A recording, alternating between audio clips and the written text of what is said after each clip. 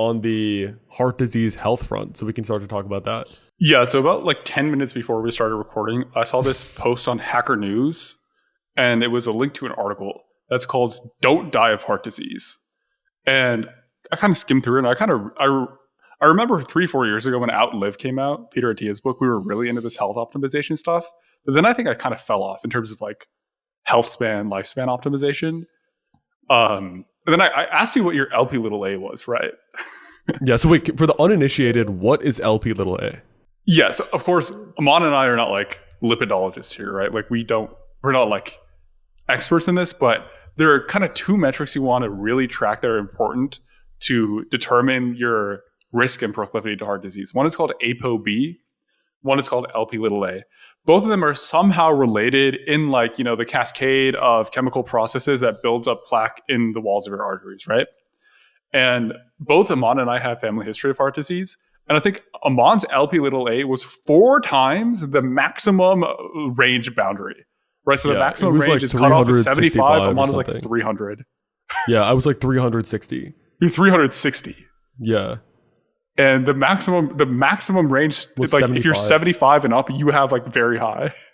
Yeah. You're about like, look at this. Oh, no, 310. Okay, yeah, you're 4 times. You're 4 times. I'm 4 times the maximum range. Not 1, not 2, not 3, 4 times the maximum. And it's like having this is LP little a. Having high LP little a can increase your risk of heart attack or stroke, even if all your other cholesterol numbers are great. Diet and exercise barely affect LP little a.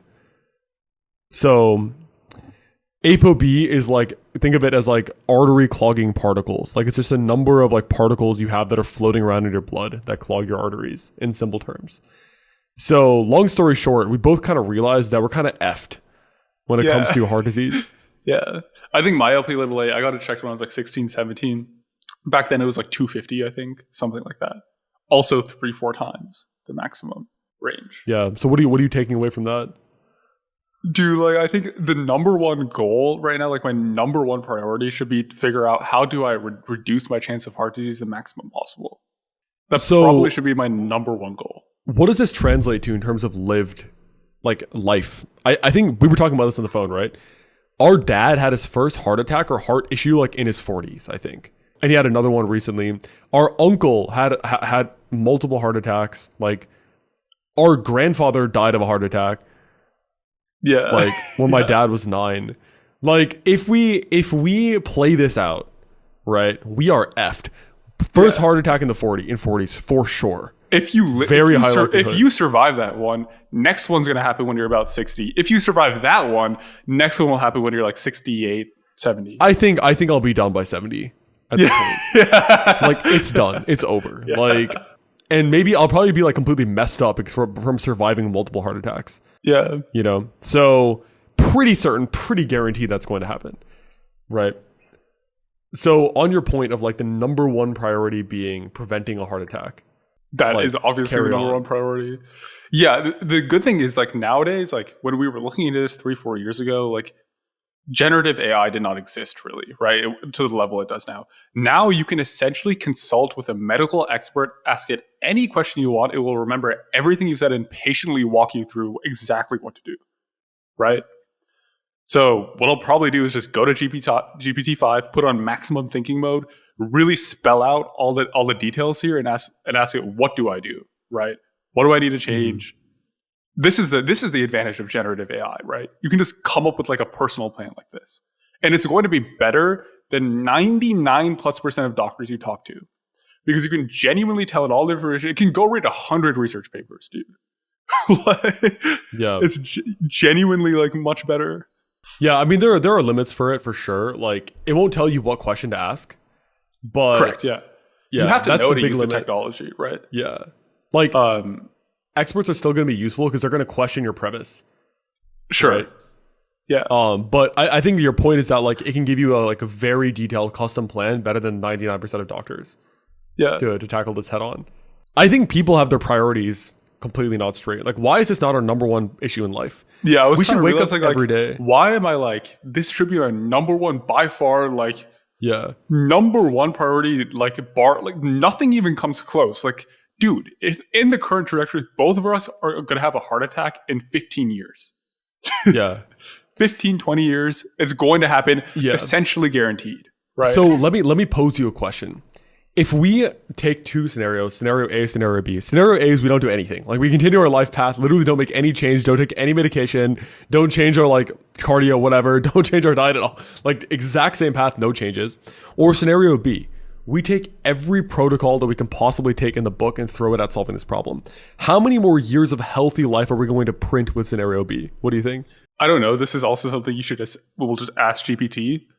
In terms of expected value, I mean, dude, each heart attack, like there's probably 10 to 30% chance you just drop dead that day, right? So, dude, I'm telling you, you're getting right there. You're getting like 40 years times 25%. You're getting 10 years of EV right there just by avoiding the heart attack.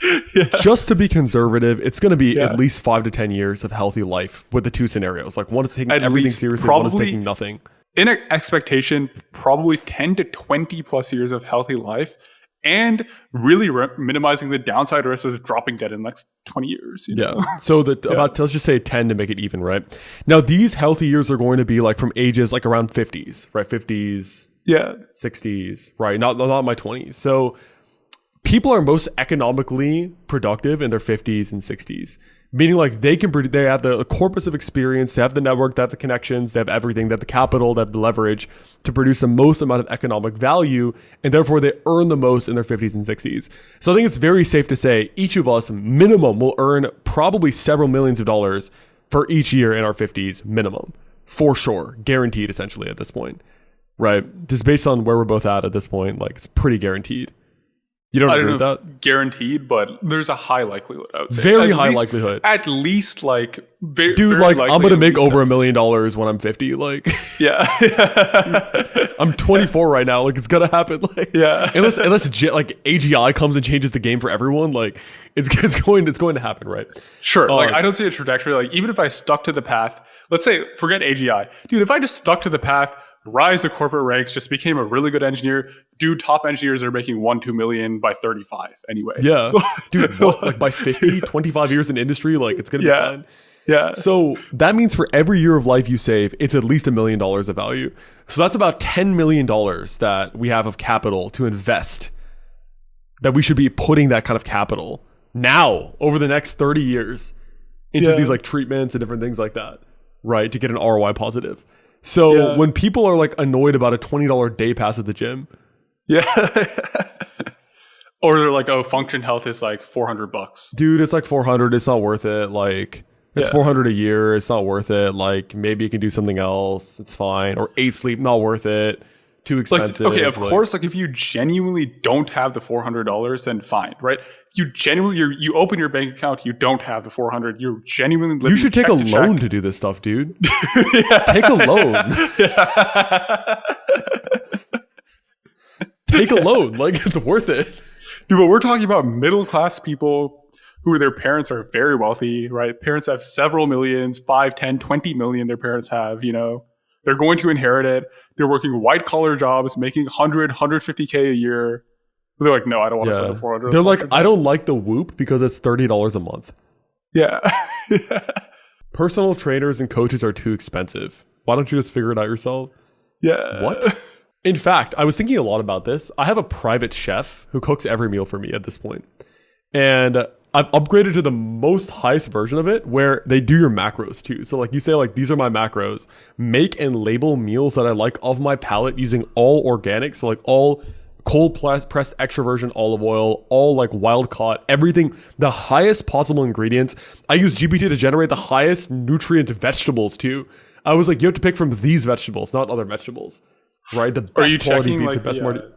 Are you even checking the sourcing of like which grocery store, like the sources there? Are you checking all of this? I mean, I'm trusting that like they know how to type in organic chicken or like, you know, wild caught salmon, right? But the thing is like, you know, as Brian Johnson says, like you can't really trust contaminants, like, yeah, like you have to actually in do general, your own research. Yeah, sure, fine.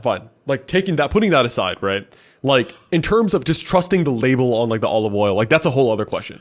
Sure, right? You're taking care of the first order approximation of the most important things. Then second order would be like we're actually looking at each ingredient. Third order is like, okay, Now you're looking at like the exact farm it's coming from or something, The third order is like you're like contracting with certain farms to like produce your own like stuff like that, right? You're like you're the one who's doing the testing yourself just to make sure. Yeah, like Brian Johnson has a lab that he sends his food to get tested, independently tested. So anyway, like whatever. Put those second and third order aside. I'm doing the first order, right? Let's just say it's $4,000 a month, which is like, and also this guy's name is Josh. Like I call him, he's like, "What are you in the mood for this week?" Like, dude, what did you think about the burritos last week? I'm giving him feedback and stuff. It tastes really good. Everything tastes incredible. It's a full service, and it charges $4,000 a month, not including the grocery expenses. I think the 4,000. Let's just say not including. I'm not actually sure for this service. Let's say then it would be like $6,000 a month, $6,000 a month then. I'm pretty sure. I think the 4,000 one's including the groceries. I used a different service that didn't include the groceries. Let's say that was like 3,000. So that's 4,000. Just for sake of argument, 4,000. Okay, 4,000. So that's annually. That's about like $50K a year. I'm spending on all of my food being handled, perfect nutrition, everything being handled. Right. Over 10 years, that's about $500,000. Right. And let's say over 50 years, right, like 2.5 million or something. Right. So, anyways. If I'm generating 10 more years of life from this, right, that's a clear ROI positive investment, which is why it makes clear sense to invest in these kind of things. Sure, like you need to aggregate all of the things you're investing, not just the food, but it's still going to be, it's going to be orders of magnitude difference. Like you're going to put $1 in, you're going to get 100 out. You know? Yeah, it's insane the amount of difference. Not only will you live much longer, you'll enjoy your life much more because like, when you're 40, if you take the trajectory, right, like people listening to this, we're in our 20s, like some guy eating Oreos every day, like his quality of life is not that much different at this point, right? Like maybe we're like 95, he's like 85, you know, like guys the people still get drunk and like they have a bad day the next day, but it's not like their middle of the week is messed up by getting drunk on the weekend because we're all in our 20s. But that difference when you're 45, like we know people who are in their like 40s, 45 who've had like hip replacements because they're so obese and they fall down and stuff, right? So that versus like a really healthy, fit 45-year-old, complete 9-day difference.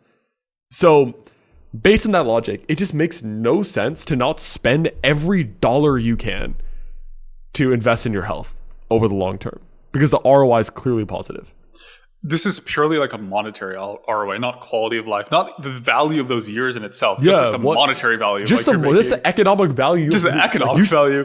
Which I would argue the economic value is probably 1%, and the other 99 is that you actually have. Dude, you're alive. What the hell? You're alive. Yeah, you're alive. You're alive. You're not dead in the grave. Like you're alive. You get to see your kids grow up. You get to see your grandkids grow up. Like you're not like cold dead in the grave.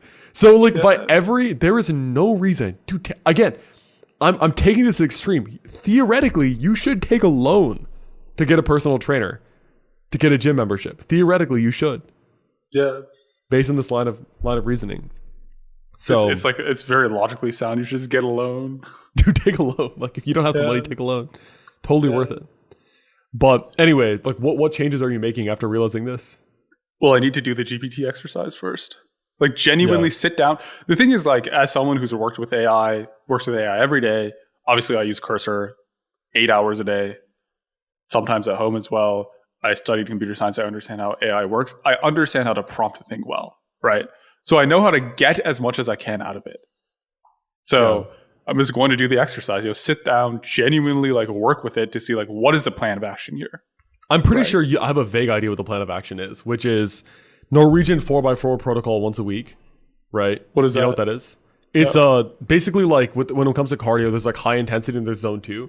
The Norwegian 4x4, the goal is to push your VO2 max as high as possible. It's 4 minutes on, maximum intensity, 4 minutes off, 4 to 6 times. And you do that once per week. And then you do what? Zone 2, 3 times. It's about 3 to 4 hours of zone 2 per week. Ideally 4. Dude, like the lower bound is about 3 hours. It's a lot of time. Peter Diaz sits on a bike for like an hour 4 times a week.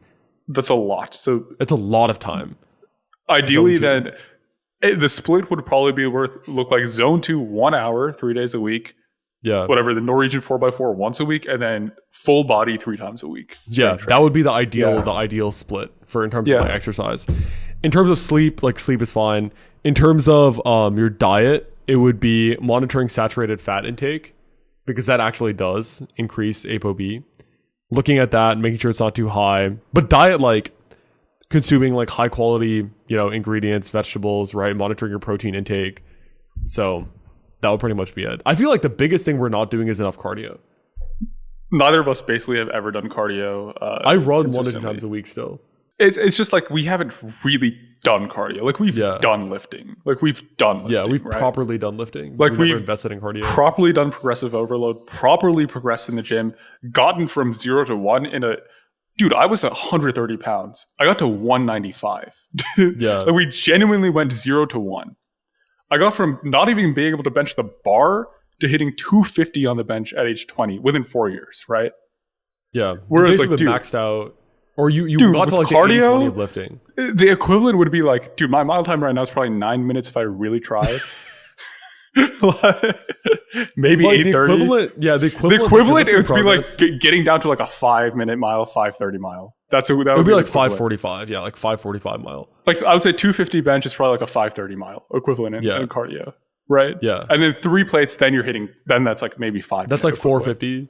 Yeah. Something like that. Yeah.